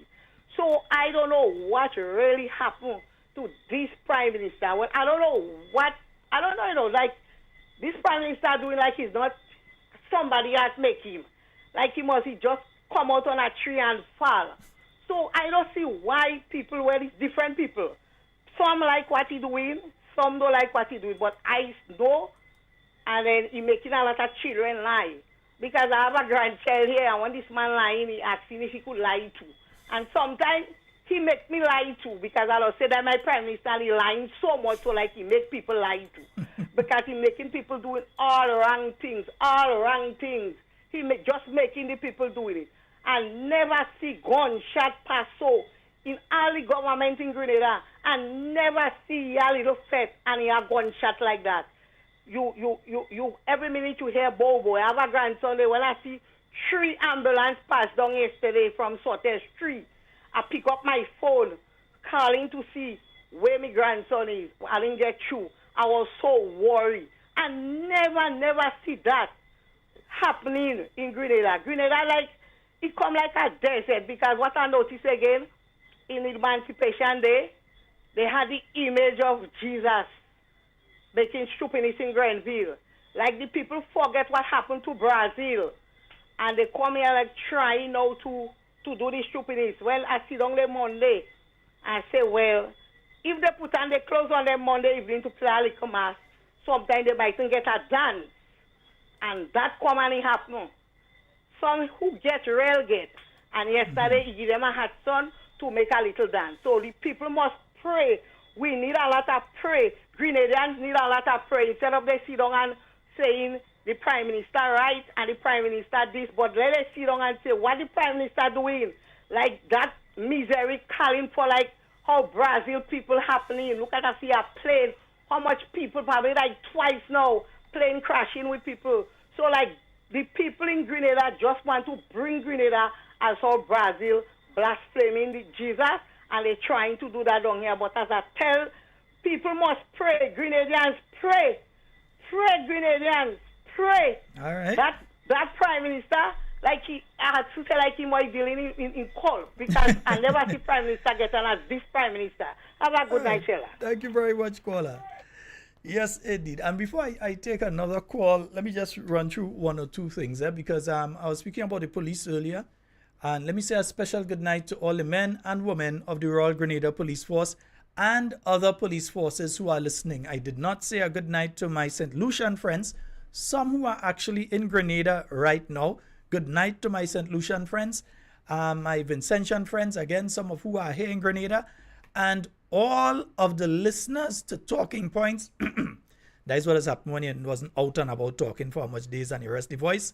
It does give you a little problems.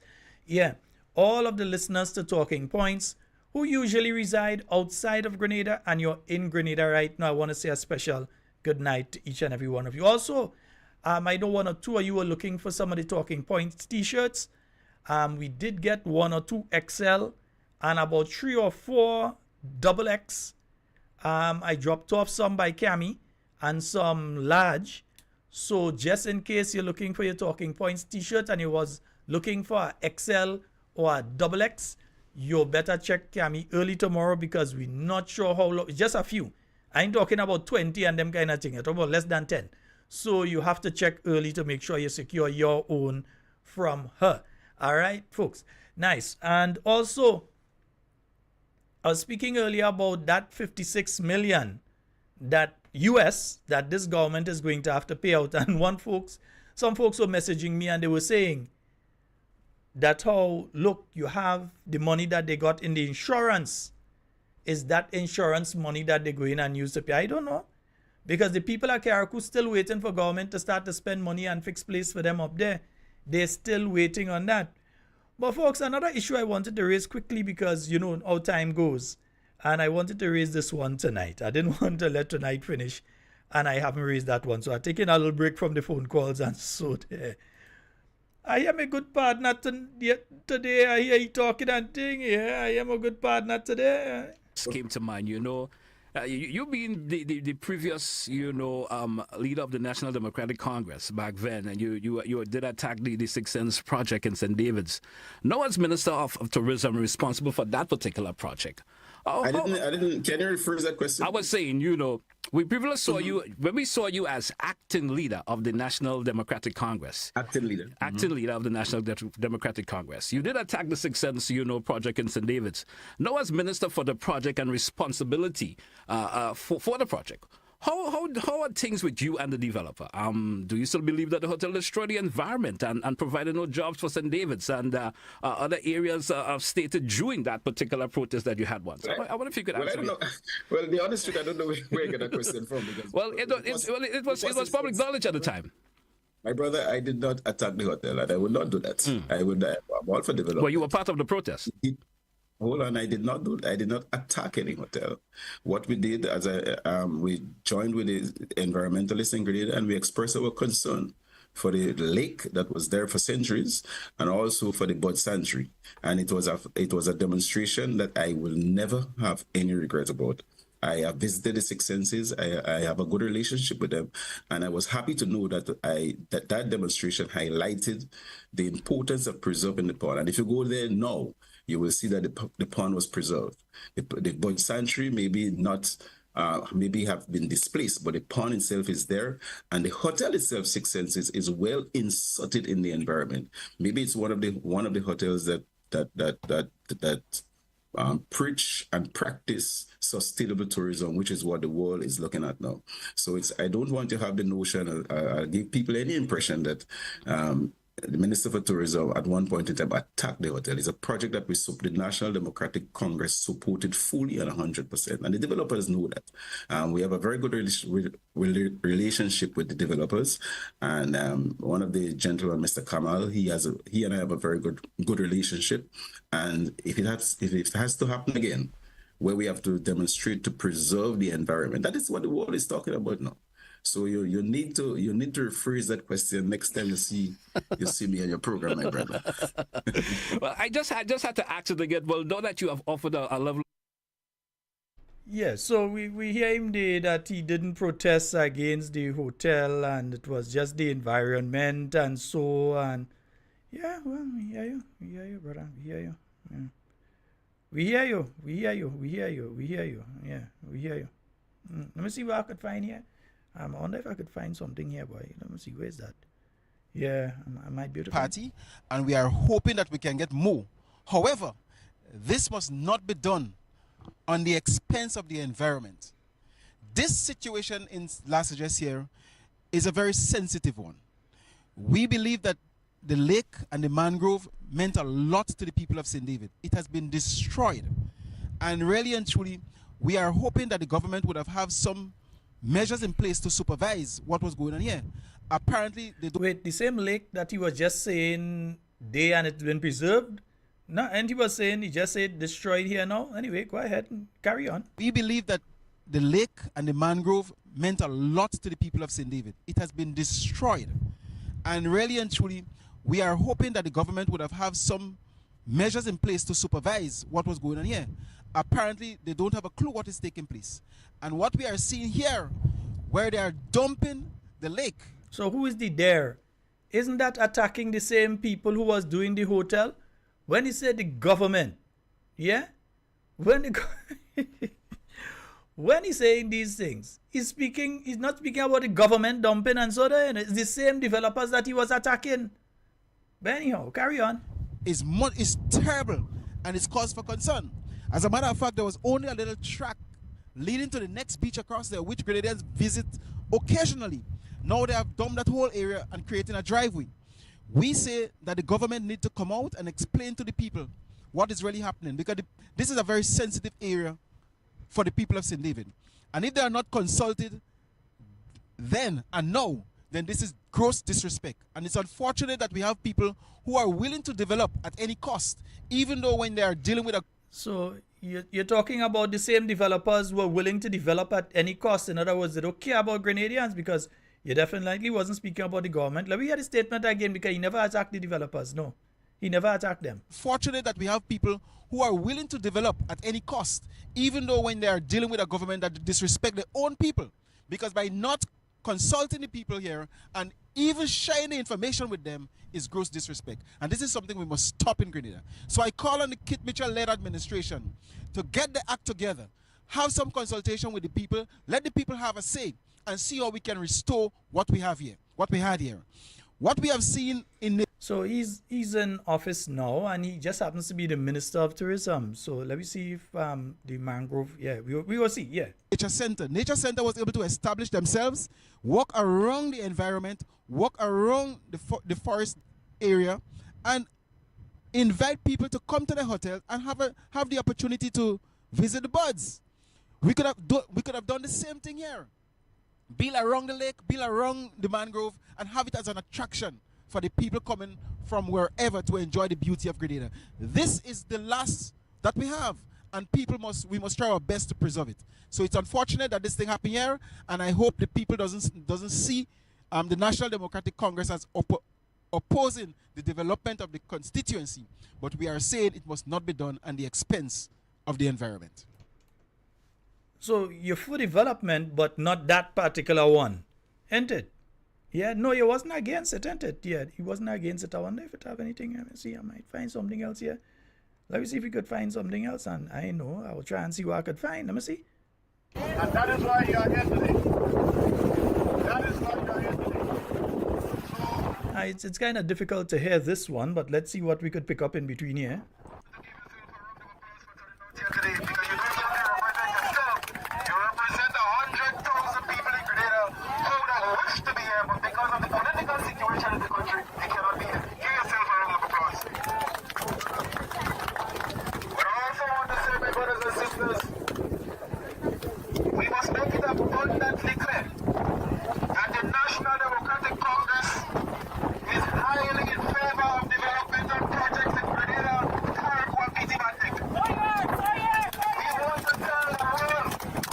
Folks, I'm not too sure I should play this one because it's difficult to hear, but this is where he was lambasting the developers for doing the project and that he couldn't.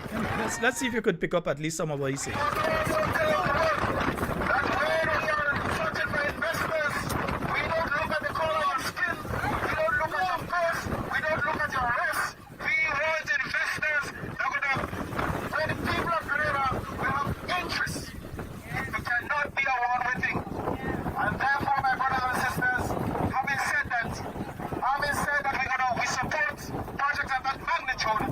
We must also make it abundantly clear that any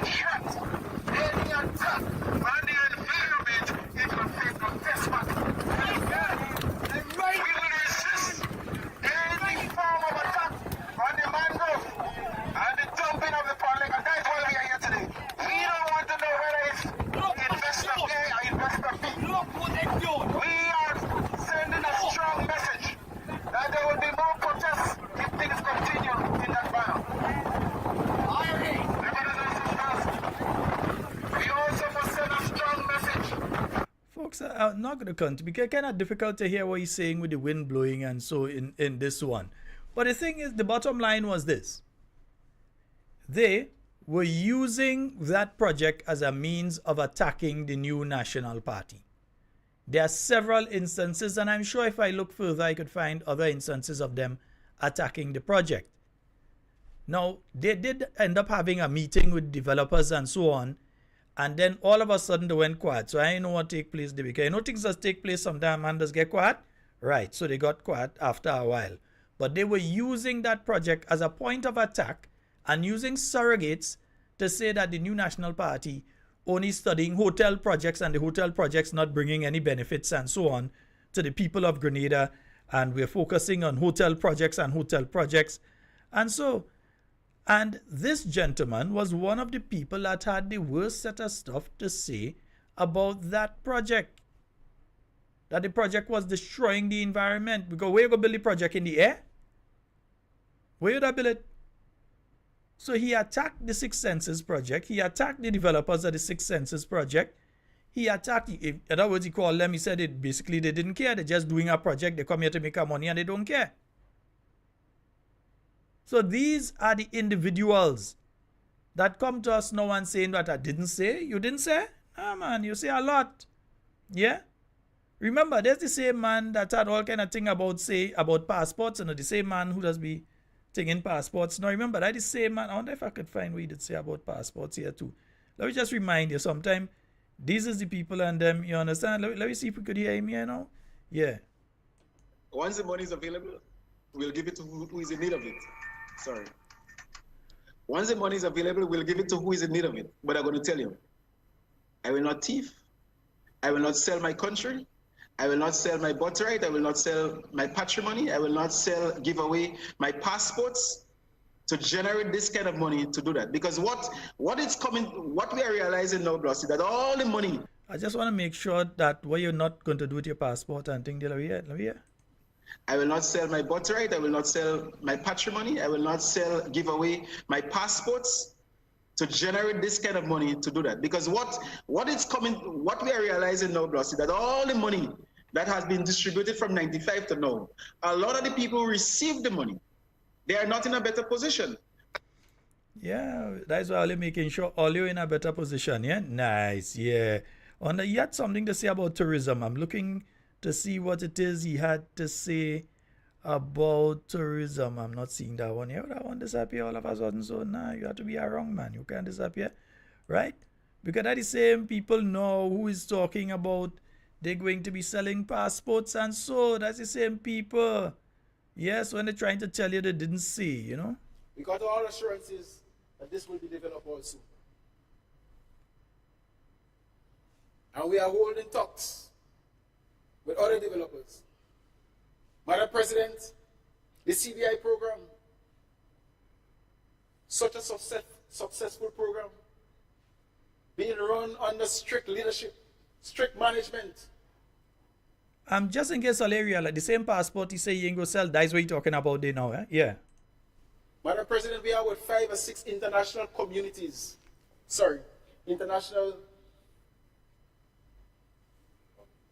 organizations doing our due diligence.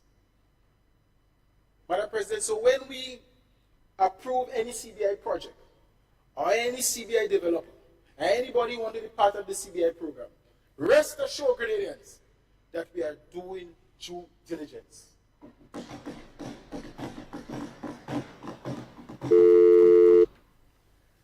The program is open to everybody. Whether you are Chinese, whether you are Russian, whether you are African. The first thing this administration sees is a human being.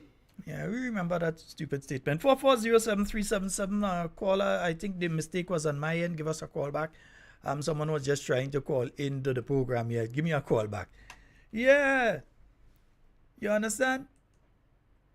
Don't say that you did not attack the developers. You did attack the developers. And I'm trying to find the other one here. Yeah? Let me hear what our Minister of Tourism, before he became Minister of Tourism, had to say about tourism. I wonder what he had to say about tourism. Let me just play the last one I will play, right? I know people just can't take the clips up time. Oh, dear, wrong one. That's some of the mega projects we are putting on in Grenada. And we boast about $2 billion in these massive mega projects. Blossom, bet by last dollar. If you take 1/4 of that money and you invest it seriously in agriculture, the rippling effect could create jobs instantly for over 20,000 people. Because we have seen these big $1 million projects with due respect to the tourist industry. When you go to those industries, yes, 200 people in the construction, and then you have another 50, 60, 100 for the most people employed.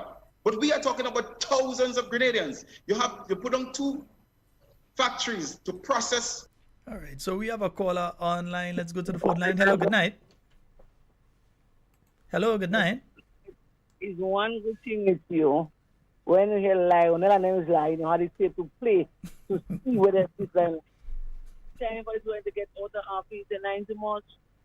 Lionel is a name. They don't know Prime Minister and they don't know this and they don't know that. Lionel, time to get out of office, time for Canadians to get up and vote for the line too much. Is one good thing how the clip, so you could play it over for them to see how they see it. They want to say and watching the clip on the line, the same hotel that Adrian say and White Bam, based on Blam. Where you going now? Where are they going now? The security tell them out, throw them out when they come inside. They do bad mind. No, now they've got relatives working there. They ain't go to them out. Thank you so very much, caller. They ain't go to them out, but there are relatives working down there now. And folks, remember, sometime last week, I did a program and I labeled part of it dog whistle politics. And let me explain what I mean by dog whistle politics. Dog whistle politics is when people are doing things, but it's aimed towards a specific audience. It may not be something that you pick up, but somebody who they really want to get that message to picks it up. For instance, if you are sending a religious message, you're aiming at a specific audience. So you're doing a religious message within your whatever you're doing. You are speaking to a particular group of people. They will understand. They will pick up what you're saying. You quote a piece of scripture, immediately some people catch the point you're trying to make and so on. That in itself is dog whistle politics because only certain people will hear or understand what it is you're doing. And a lot of what the present Prime Minister does is dog whistle politics. It's aimed at specific demographics. So while people of a certain age range may not like the way that he dresses, we may not like the fact that he puts on these outfits that generally you don't see a Prime Minister wearing. You see them in a suit, you see them in this and that, and he decided he's wearing these flannel clothes and all these things. We may not understand it at a specific age, but he's not aiming at us. He's aiming at a specific demographic. He's dog whistling to them. And they may understand where he's going with that. So understand the concept of dog whistle politics in a lot of what this present Prime Minister is doing. You may not like it. I may not like it. But he's doing it not for us. He's aiming at another demographic. And the demographic that he's aiming at are the young people. The ones who would see him with the ganja tree and, yeah, boy, the Prime Minister is a down-to-earth fella. You see the man lying with the thing, boy, take a smoke. So he's aiming at them. When he dresses in a particular way, and we may say, oh, the man dressed like that.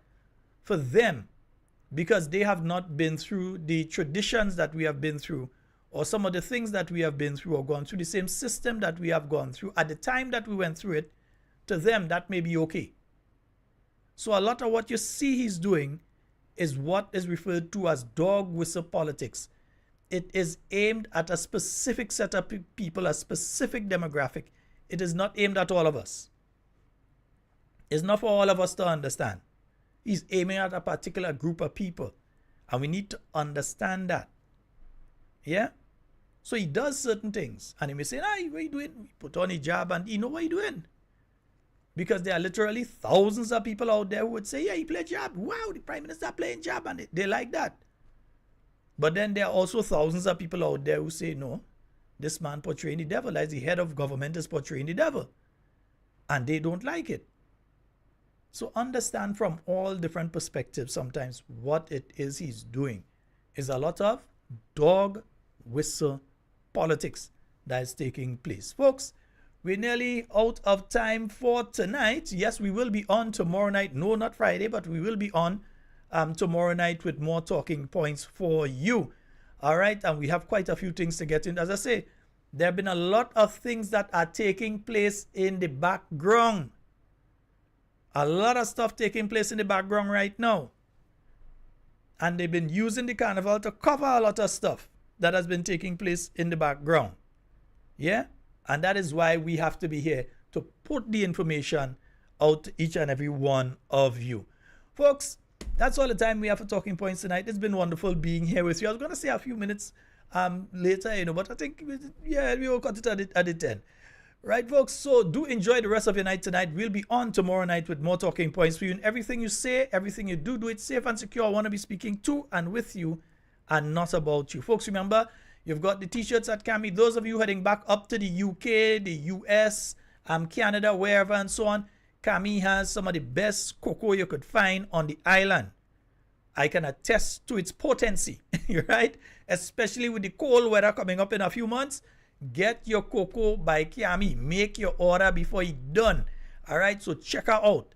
Nice? Right. Folks, that's all the time we have for tonight. We're going to leave on, let me see this one. Let me see, man. Yeah, some of these songs and them, they make it past the semis, but let me see. Yeah. But I never heard about Olan. Maybe that's his brother. They say his name is Olan. And he's the PM writer. Is he making all decisions as to how this country's governed? People want to know where he come out, so with a son named though, him they never knew. Olan doesn't care about poor people. He do as he please. Maybe he's a PM too. Tell me who send whom them emails? Olan do. Take back the monies.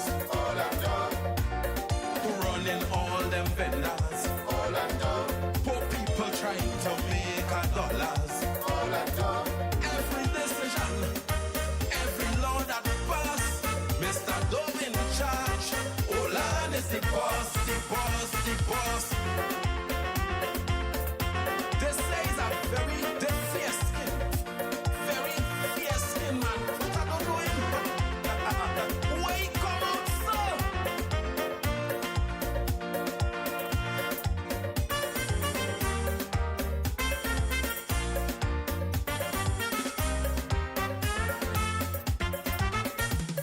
Jubilee celebration, 50 years.